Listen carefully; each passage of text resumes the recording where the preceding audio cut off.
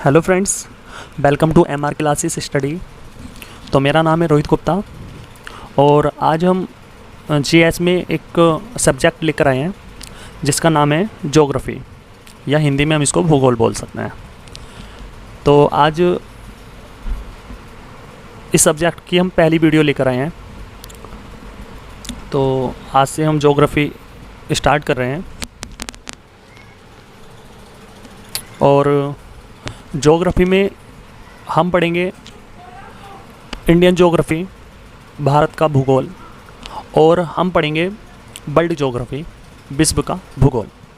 उसके बाद हम पढ़ेंगे इन्वायरमेंट, पर्यावरण। तो ये तीनों चीज़ें हमें पढ़नी हैं। और सबसे पहले हम पढ़ेंगे इंडियन ज्योग्राफी, भारत का भूगोल। तो भारत के भूगोल में हम सबसे पहले इसके चैप्टर्स पर बात करेंगे, कौन कौन से चैप्टर्स हमें इसमें पढ़ने हैं। तो इंडियन ज्योग्राफी में हमने सिलेबस लिखा है यहाँ पर, और उसमें पहला चैप्टर हम पढ़ेंगे भारत का परिचय। उसके बाद हम पढ़ेंगे पर्वत, माउंटेन्स। उसके बाद हम पठार पढ़ेंगे, प्लेट्यू। फिर हम द्वीप पढ़ेंगे, आइलैंड। उसके बाद हम प्लेन्स पढ़ेंगे, मैदान। फिर हमें नदियाँ पढ़ना है, रिवर्स। फिर हम पढ़ेंगे सॉइल, मृदा बोलते हैं, या देसी लैंग्वेज में बोलें तो मिट्टी भी बोल सकते हैं। उसके बाद हम पढ़ेंगे एग्रीकल्चर, कृषि। फिर पढ़ेंगे हम वन क्षेत्र। फिर पढ़ेंगे ट्रांसपोर्ट, और ट्रांसपोर्ट में हमें पढ़ना है नेशनल हाईवे, रेलवेज़ पढ़ना है हमको, और बंदरगाह भी हम पढ़ेंगे इसमें। फिर पढ़ेंगे हम ट्राइब्स, जनजातियाँ। उसके बाद पढ़ेंगे हम सेंसस, जनगणना। तो आज हम इंडियन ज्योग्राफी में पहला चैप्टर स्टार्ट करने जा रहे हैं, भारत का परिचय। ठीक है, तो चैप्टर बन लिया है हमने भारत का परिचय, जिसमें हमें पढ़ना है लोकेशन, भारत की स्थिति क्या है। ठीक है, पृथ्वी पर भारत की क्या स्थिति है। उसके बाद हमें पढ़ना है भारत के स्टेट्स कहाँ पर हैं, उनकी क्या लोकेशन है। ठीक है, उसके बाद पढ़ना है हमें डिस्प्यूट्स, या हम कह सकते हैं भारत का किन किन देशों के साथ क्या विवाद चल रहा है, ये भी चीज़ हम पढ़ेंगे। ठीक है, तो सबसे पहले बात करते हैं हम लोकेशन पर कि भारत की क्या स्थिति है पृथ्वी पर। तो चलिए, उससे पहले एक चीज़ और मैं बता देता हूँ। जो भारत देश के विभिन्न नाम हैं, और वो नाम क्या क्या हैं। तो भारत देश के नाम है, एक है भारत, एक है इंडिया। ठीक है, और उसके बाद हम लिख सकते हैं एक है हिंदुस्तान, एक है जम्बू द्वीप, और एक है आर्यभट्ट। तो हम कह सकते हैं हमारे देश के 5 नाम हैं। अब ये 5 के 5 नाम कैसे पढ़े, किसके नाम पर पढ़े, इन पर थोड़ी सी बात कर लेते हैं। मैं लिख तो रहा नहीं यहाँ पर, मैं ऐसे ही बता देता हूँ। तो भारत नाम कैसे पड़ा। तो हमारे देश में एक राजवंश था जिसका नाम था भरत राजवंश था। तो भरत के नाम से ही भारत पड़ा। ठीक है, उसके बाद बात करते हैं कि इंडिया कैसे पड़ा। तो जो ग्रीक्स होते हैं ना, यूनानियों के द्वारा हमारे भारत देश को इंडिया कहा गया। उसके बाद बात करते हैं हिंदुस्तान कैसे पड़ा। तो हिंदुस्तान, जो पर्शियंस होते हैं, ईसाई जो होते हैं, उनके द्वारा हमारे देश का नाम हिंदुस्तान पड़ा।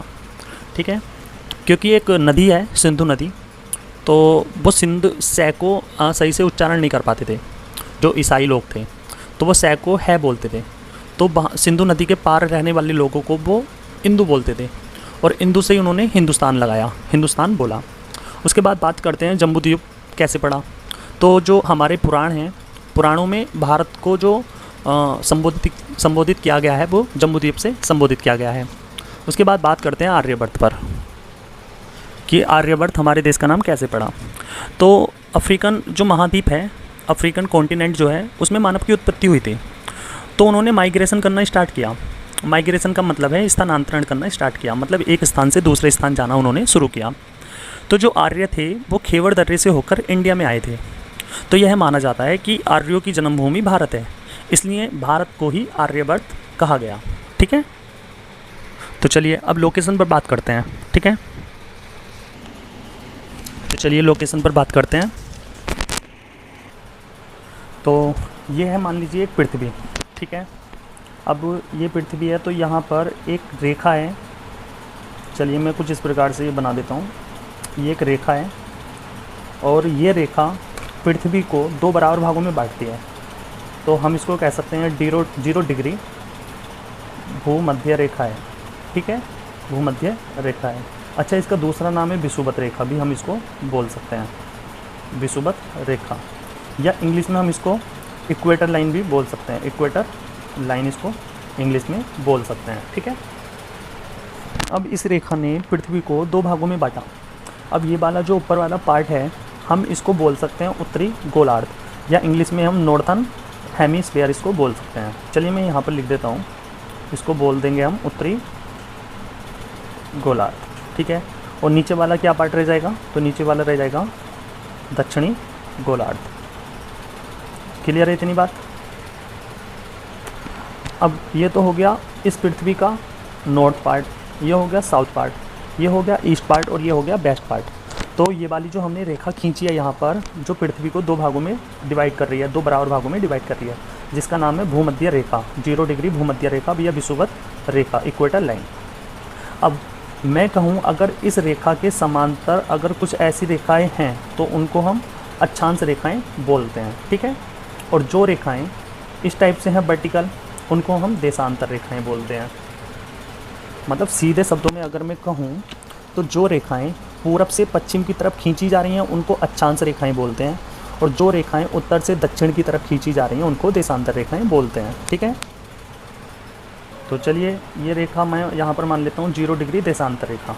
ये क्या है, ये है 0 डिग्री देशांतर रेखा, देशांतर रेखा, लॉन्गिट्यूड लाइन, जिसको इंग्लिश में लॉन्गिट्यूड लाइन बोलते हैं, ठीक है। और यहाँ पर जो अक्षांश रेखाएं आएंगी उनको हम क्या बोलते हैं इंग्लिश में, तो उनको बोलते हैं हम लैटिट्यूड लाइन। तो हमारा जो इंडिया है वो कहाँ पर है, तो हमारा इंडिया यहाँ पर है, ठीक है। मैंने आई बना दिया, आई फॉर इंडिया। तो हमारा इंडिया यहाँ पर स्थित है पृथ्वी में। तो अगर मैं लोकेशन की बात करूँ इंडिया के, तो अगर मैं बात करूँ किसके अकॉर्डिंग, अगर मैं बात करूँ भूमध्य रेखा के अकॉर्डिंग या अक्षांश रेखा के अनुसार, मैं यहाँ लिख देता हूँ अक्षांश रेखा के अनुसार भारत की क्या लोकेशन है, भारत की क्या स्थिति है, क्या स्थिति होगी। तो आप देख रहे हो यहाँ पर यह अक्षांश रेखा हो गई। अब इसके अकॉर्डिंग अगर मैं भारत की स्थिति को देखूँ तो इसके अकॉर्डिंग भारत कहाँ पर है, उत्तरी गोलार्ध में है। तो मैं कहूँगा अक्षांश रेखा के अकॉर्डिंग अगर देखूँगा तो भारत की स्थिति है उत्तरी गोलार्ध में, ठीक है। दूसरा क्वेश्चन, अगर मुझे देखना हो देशांतर रेखा के अनुसार भारत की स्थिति क्या होगी, तो देशांतर रेखा ये है, इसके अकॉर्डिंग अगर मैं भारत की लोकेशन देखूं तो ये पार्ट क्या है, ये है वेस्ट और ये क्या है, तो ये है ईस्ट, ठीक है। समझ में आ रहा है ना, सॉरी ये वेस्ट नहीं, ये ईस्ट है और ये वेस्ट है, ठीक है। तो देशांतर रेखा के अनुसार अगर मैं भारत की स्थिति देखूंगा तो किस पार्ट में आ रही है, तो आप कहोगे ईस्टर्न हेमिस्फीयर पे आ रही है, मतलब हिंदी में लिख सकता हूँ पूर्वी गोलार्ध, ठीक है। अब मान लीजिए मैंने एक भारत का मैप लिया है यहाँ पर।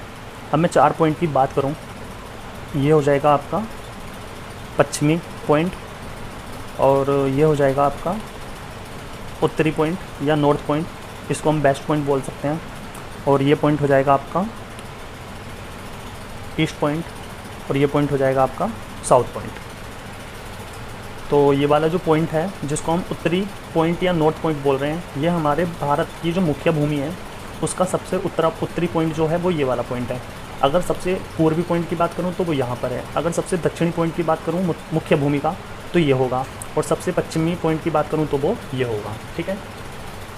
अब क्वेश्चन बनता है कि बताइए ये जो चारों पॉइंट हैं, north point, south point, east point and west point, तो ये जो चारों पॉइंट हैं ये कितने डिग्री पर हैं, ठीक है।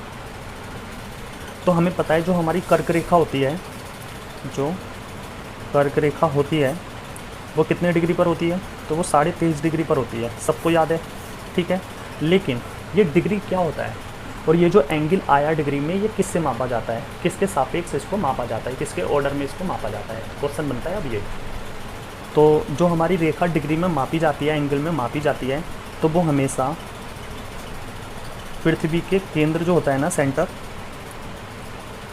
पृथ्वी का जो केंद्र होता है सेंटर, उससे इस एंगल को निकाला जाता है। जैसे मान लीजिए पृथ्वी है, ठीक है, अब मान लीजिए ये एक रेखा है, भूमध्य रेखा, और यहाँ पर पृथ्वी का सेंटर है, पृथ्वी का केंद्र है, ठीक है। अब हमें पता है कि कर्क रेखा 23.5 डिग्री पर होती है, तो 23.5 डिग्री आया कैसे? तो यहाँ से जब हम 23.5 डिग्री एंगल नापेंगे तो कुछ इस प्रकार से आएगा। तो एक तो ये वाला पॉइंट, और 23.5 डिग्री जब हम यहाँ से मापेंगे तो एक ये वाला पॉइंट। जब इन दोनों पॉइंट को हम मिला देंगे आपस में, तो ये जो रेखा होगी ना, इसी को हम कर्क रेखा बोलते हैं। इसको क्या बोलेंगे हम? कर्क रेखा बोलेंगे, जो कितने डिग्री पर है? तो 23.5 डिग्री पर है। तो एंगल को कैसे मापा जाता है वो अब समझ में आ गया आपको, ठीक है। लेकिन क्वेश्चन ये बनता है कि बताइए सबसे उत्तरी पॉइंट जो है ये कितने डिग्री पर है? तो हम कहेंगे सबसे उत्तरी वाला जो पॉइंट है ये यहाँ पर लिख देता हूँ मैं, 37 डिग्री 6 मिनट। मतलब पृथ्वी के सेंटर से, पृथ्वी के केंद्र से ये वाला जो पॉइंट बना रहा है ये 37 डिग्री 6 मिनट का एंगल बना रहा है, ठीक है। उसके बाद हम बात करें अगर पूर्वी पॉइंट की, सबसे पूर्वी पॉइंट की बात करें तो ये बना रहा है 97 डिग्री 25 मिनट, ठीक है।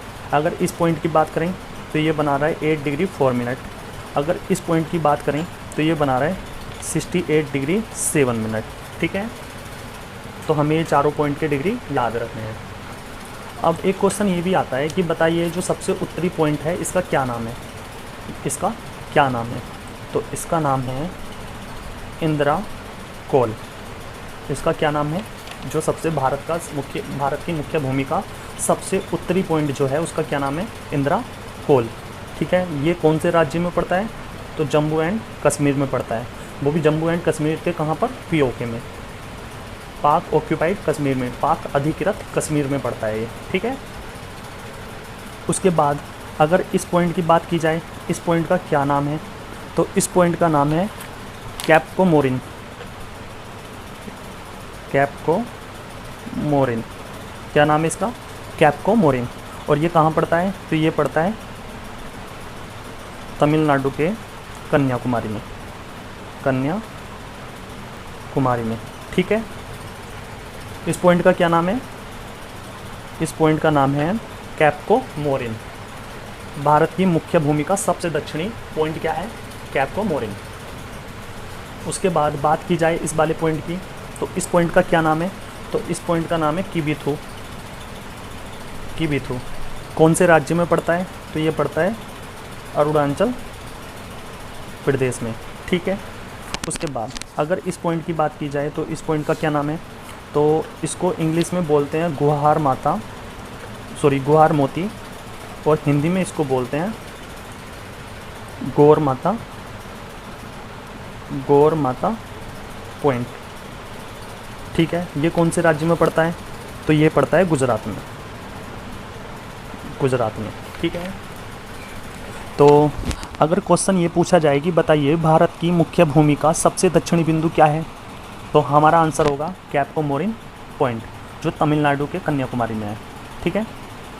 लेकिन अगर हमसे ये पूछा जाए कि भारत का सबसे दक्षिणी बिंदु का क्या नाम है और कहाँ पर पड़ता है, तो उसका नाम है इंदिरा पॉइंट, ठीक है। और ये कहाँ पड़ता है? तो ये पड़ता है अंडमान एंड निकोबार में, ठीक है।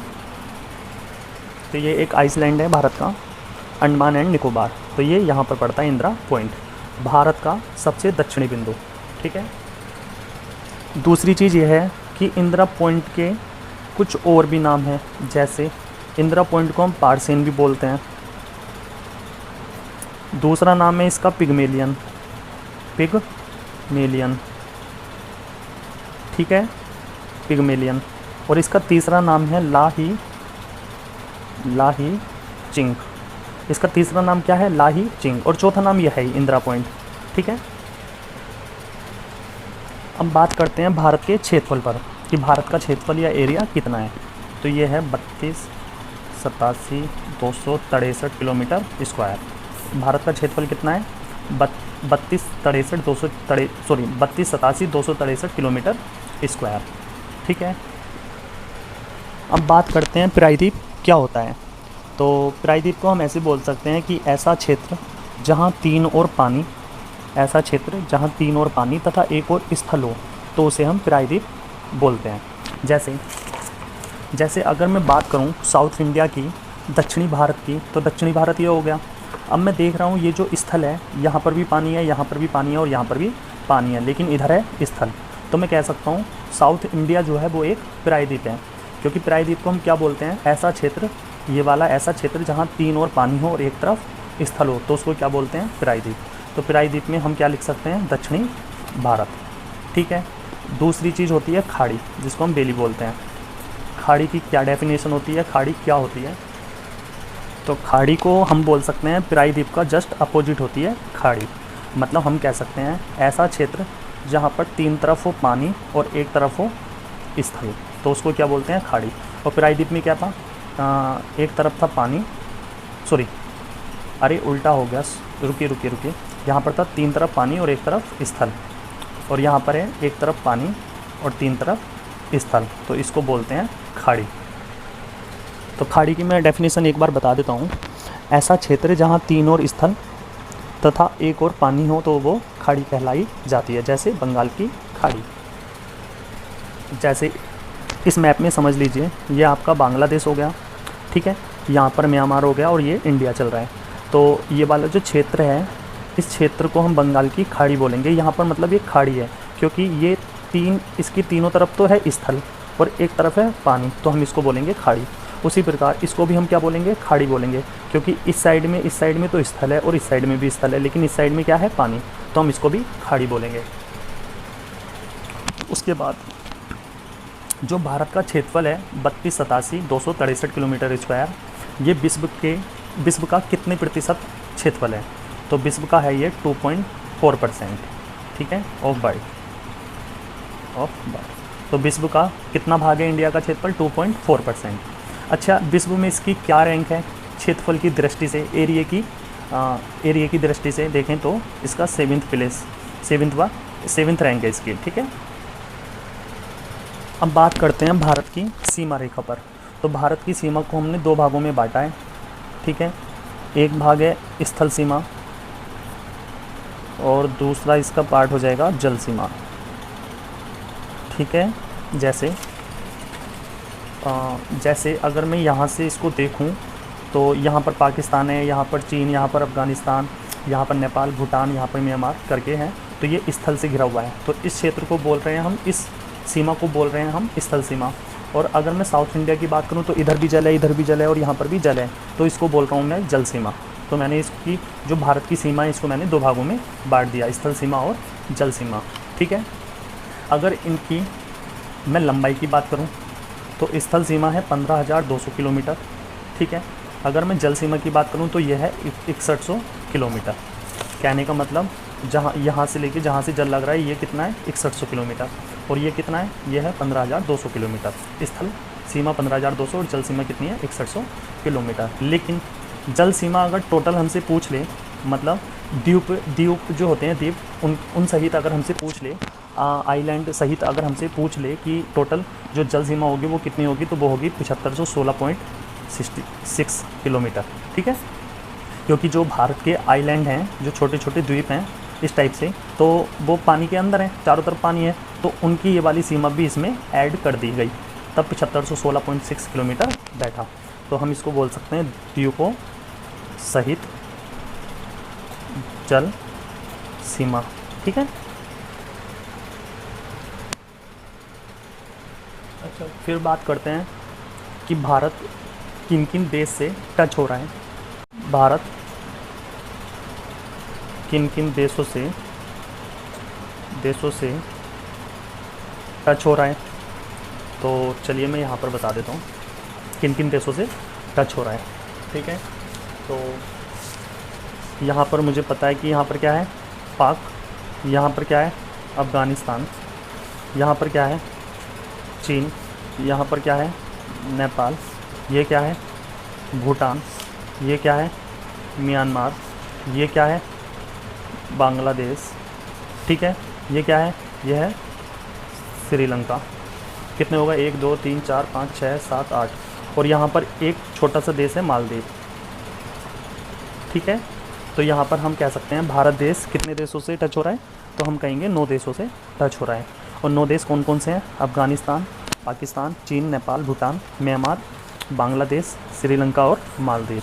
अच्छा, म्यांमार का पुराना नाम की बात की जाए तो पुराना नाम है इसका बर्मा। तो पहले ये जो बर्मा है, म्यांमार है, ये भारत का हिस्सा हुआ करता था, लेकिन जो 1935 में भारत शासन अधिनियम आया था, तो उसके तहत अंग्रेज़ों ने म्यांमार को अलग कर दिया था, बर्मा देश को अलग बना दिया था। और वो 1935 का जो भारत शासन अधिनियम है, वो अधिनियम वही है जिससे हमने भारतीय संविधान 70% अडोप्ट किया है, ठीक है। लगभग 65 to 75% हमने उसी अधिनियम से भारत का संविधान उठाया है, मतलब एज इट इज़ लिया है। अगर बात की जाए भारत की जनसंख्या पर, तो विश्व में इसका दूसरा स्थान है जनसंख्या के आधार पर, ठीक है। और विश्व की कितने प्रतिशत जनसंख्या भारत में रहती है, तो 17.7% ऑफ बर्ड। तो विश्व की हम कह सकते हैं जो 17.7 जनसंख्या भारत में रहती है विश्व की। तो चलिए आज का पार्ट यहाँ पर ही रहने देते हैं। अब नेक्स्ट पार्ट में हम बात करेंगे जो भारत के पड़ोसी देश हैं 9, उन 9 के 9 देशों पर हम बात करेंगे कि उनसे क्या रिलेशन है, उनसे कितनी बाउंड्री हमारी शेयर हो रही है, उनसे क्या विवाद चल रहा है, उनके साथ क्या ट्रीटी हुई, क्या समझौते हुए, वो सब हम नेक्स्ट वीडियो में बात करेंगे। तो चलिए मिलते हैं नेक्स्ट वीडियो में, तब तक के लिए thank you so much. Okay bye, take care and good night.